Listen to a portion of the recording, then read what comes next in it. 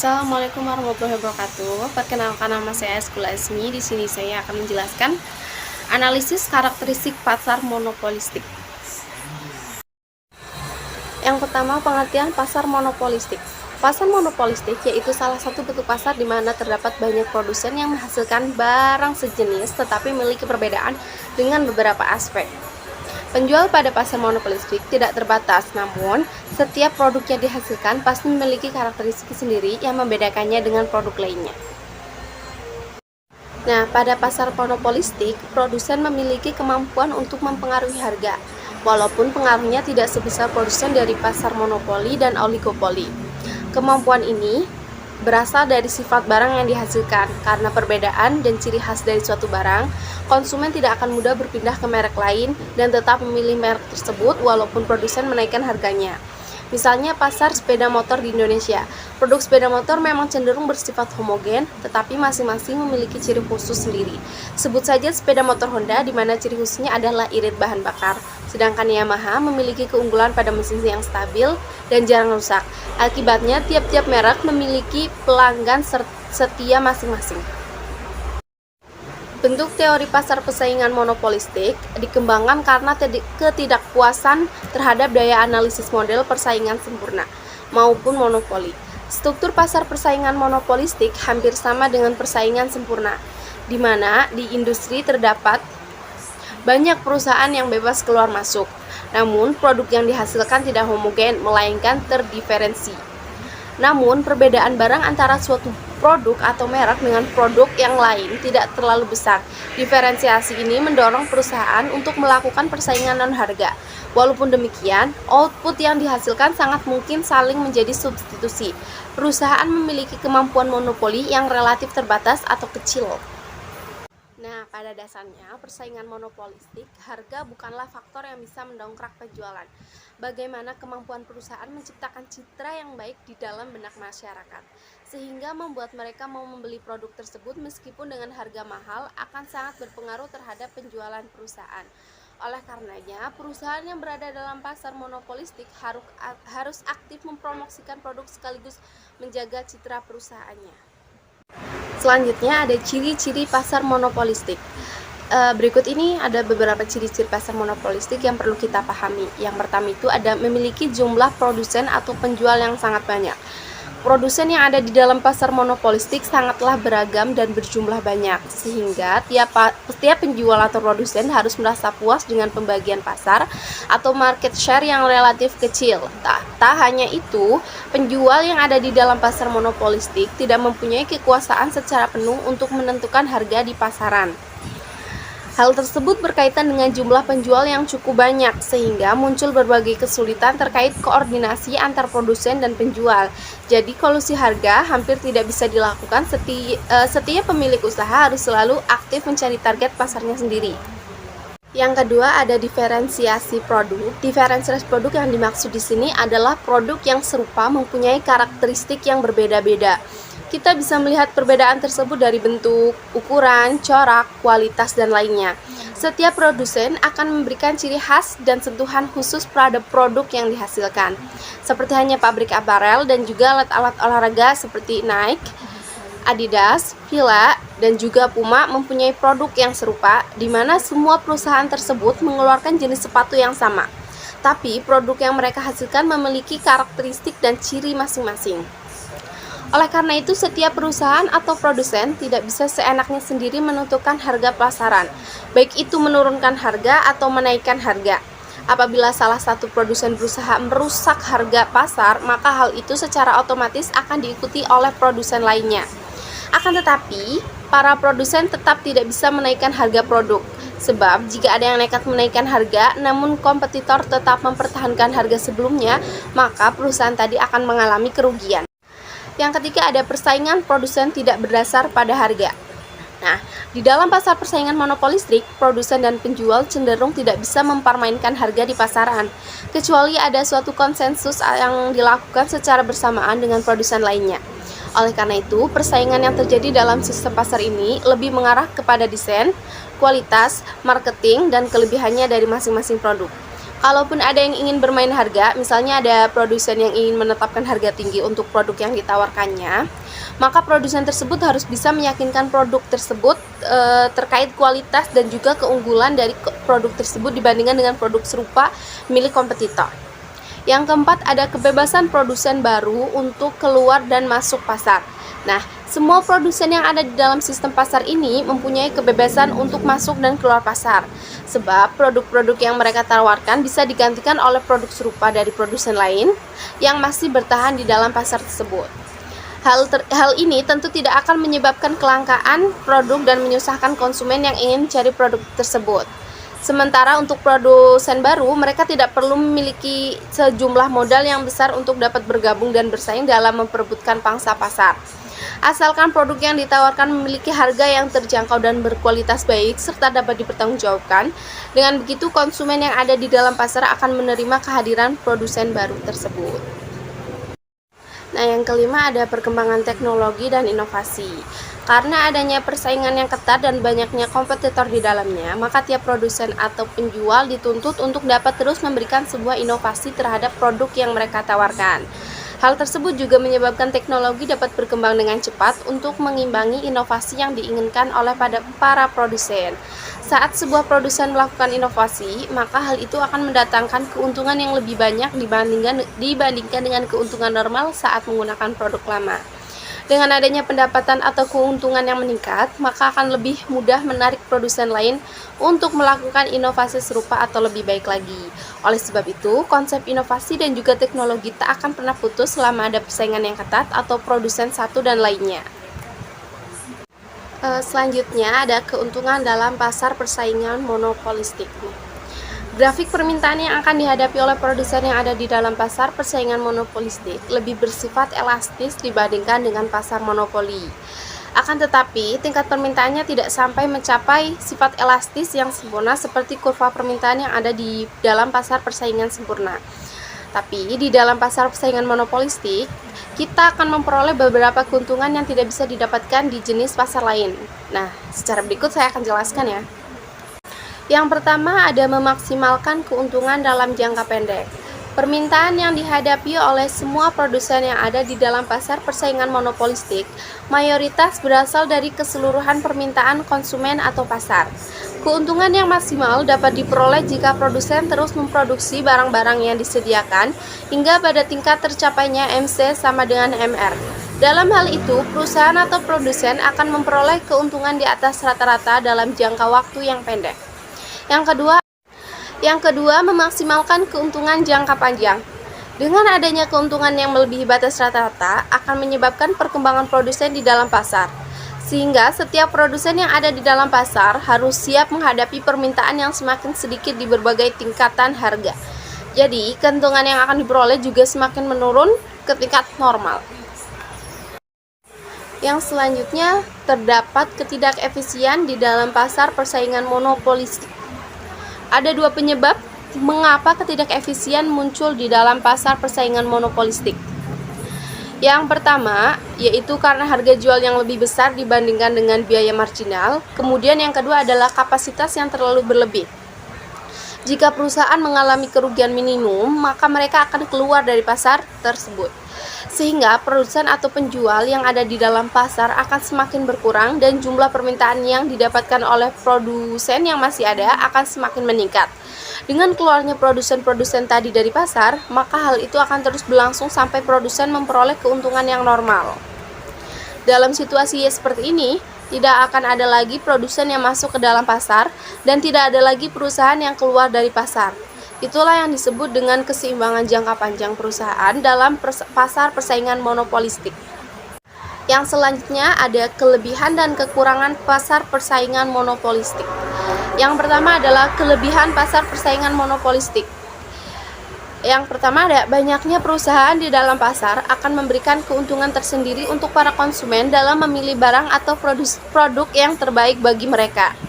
Yang kedua, adanya kebebasan untuk keluar dan masuk untuk para produsen, sehingga hal ini akan mendorong para produsen untuk selalu melakukan inovasi dalam setiap produk yang mereka tawarkan. Yang ketiga, terdapat Terdapat diferensiasi produk yang bisa mendorong para konsumen untuk lebih teliti dalam memilih produk yang nantinya akan dibeli dan bisa membuat setiap konsumen bisa lebih selektif terhadap produk yang akan dipilih. Yang keempat, ada pasar tersebut relatif cukup mudah kita jumpai karena sebagian besar kebutuhan sehari-hari ada di pasar monopolistik. Selanjutnya ada kekurangan pasar monopolistik. Yang pertama, ada pasar persaingan monopolistik memiliki tingkat persaingan yang cukup tinggi, baik dalam hal harga, kualitas, maupun layanan, sehingga para produsen yang tidak mempunyai modal dan pengalaman yang cukup akan lebih cepat keluar dari pasar itu. Yang kedua, dibutuhkan modal yang cukup besar untuk dapat masuk ke dalam pasar tersebut, sebab para pemilik usaha yang ada di dalamnya mempunyai skala ekonomi yang tinggi.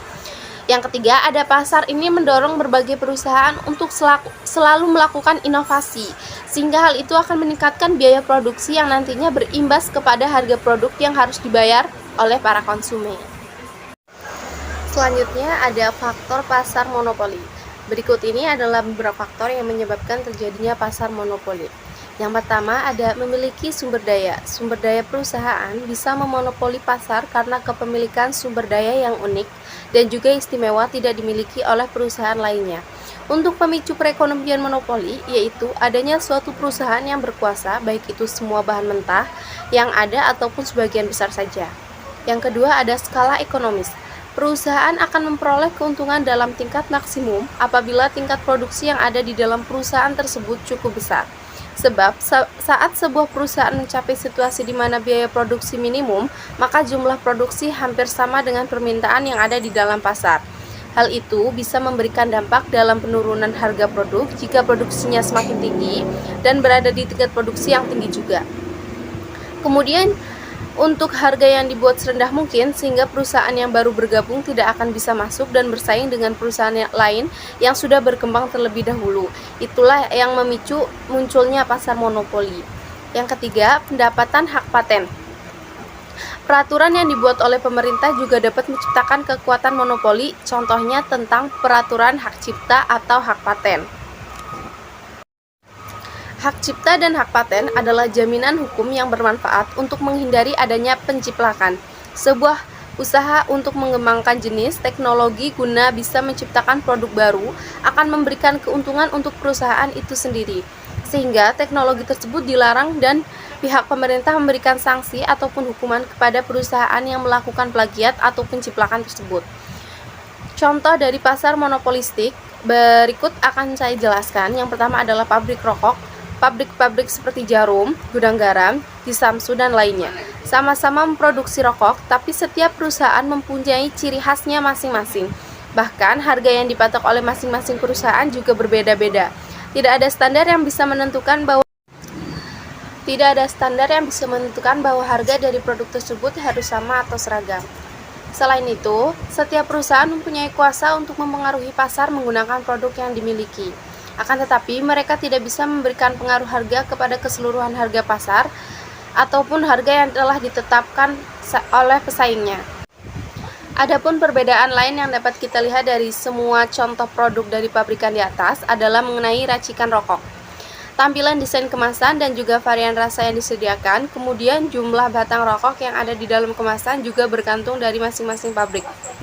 Yang kedua ada pabrik sepeda motor. Contoh selanjutnya dari pasar persaingan monopolistik yang ada di Indonesia adalah pabrik sepeda motor Honda atau Yamaha, di mana motor keluaran Honda selalu dianggap lebih irit dibandingkan dengan sepeda motor merek lainnya.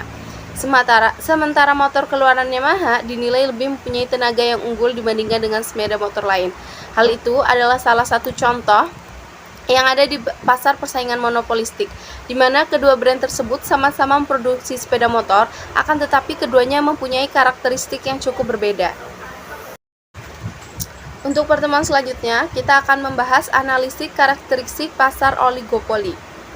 Yang pertama ada pengertian pasar oligopoli. Menurut Kamus Besar Bahasa Indonesia, arti dari oligopoli adalah keadaan pasar dengan produsen pembekal barang hanya berjumlah sedikit, sehingga mereka atau seorang dari mereka dapat mempengaruhi harga pasar atau keadaan pasar yang tidak seimbang karena dipengaruhi oleh sejumlah pembeli.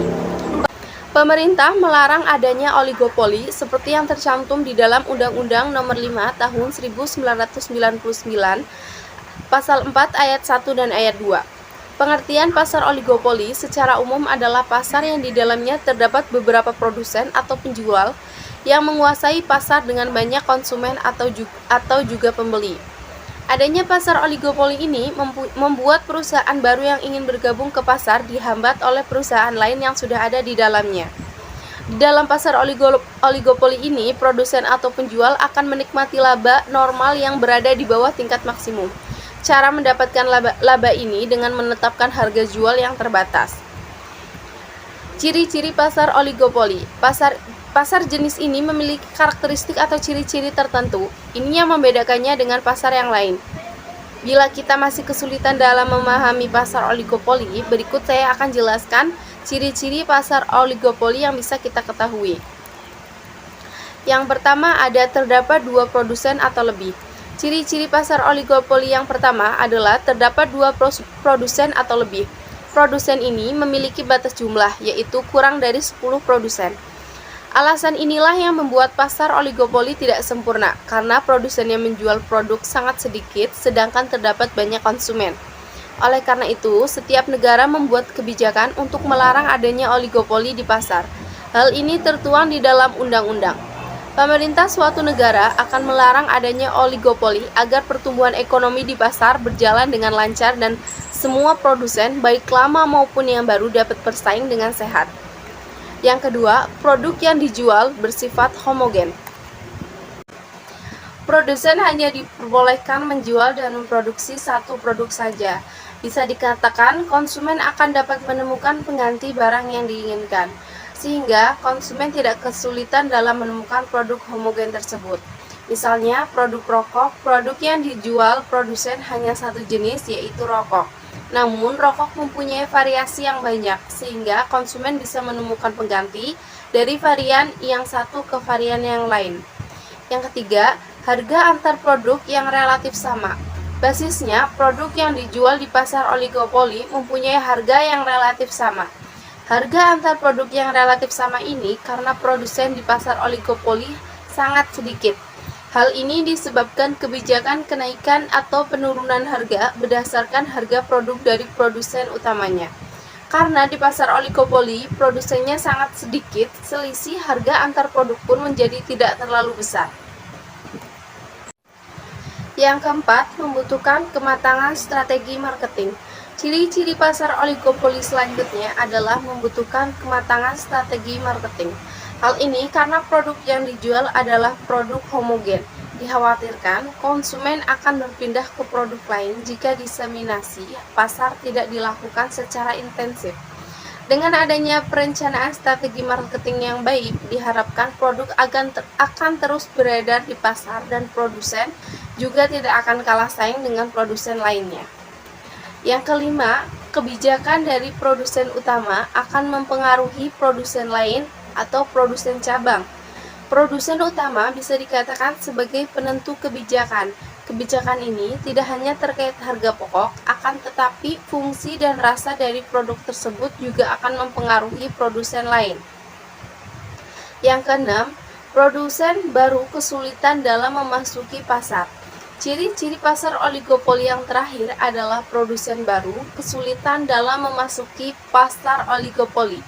Tak jarang para produsen baru akan mempersempit pasarnya, mendapatkan keuntungan kecil atau bangkrut.